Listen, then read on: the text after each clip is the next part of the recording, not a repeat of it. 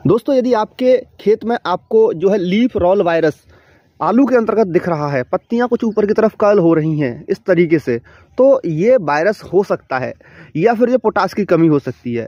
Virus जो है ये वेक्टर के थ्रू फैलता है। वेक्टर इसका होता है एफिड्स और वाइट फ्लाई। पत्तियों को सही तरीके से ऑब्जर्व कीजिएगा और देखिएगा पत्तियों पर कहीं जो है कोई कीट तो नहीं है।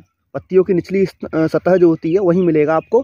अगर नहीं है तो आपको यहाँ क्या करना है, ये पोटाश की कमी हो सकती है। अगर नहीं है कोई कीड़ा वगैरह तो ये पोटाश की कमी हो सकती है। तो इसके लिए आपको जो NPK 0050 वाली आती है उसका स्प्रे आप यहाँ निकाल सकते हैं पोटाश की कमी को पूरा करने के लिए।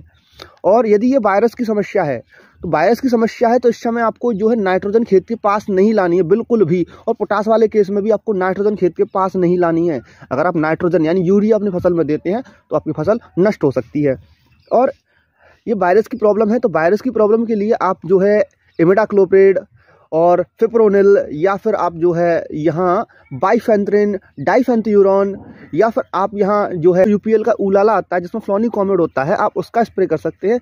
सफ़ेद मक्खी और जो एफिड है जैसे तेला कहते हैं उसको कंट्रोल करने के लिए, वो कंट्रोल हो गए तो वायरस भी कंट्रोल हो जाएगा। बिकॉज ये वायरस जो है उन्हीं के थ्रू फैलता है। तो आप यदि उनको कंट्रोल कर लेते हैं तो वायरस अपने आप कंट्रोल हो जाएगा। वायरस की कोई दवा नहीं आती है, पहले ही सुन लीजिए।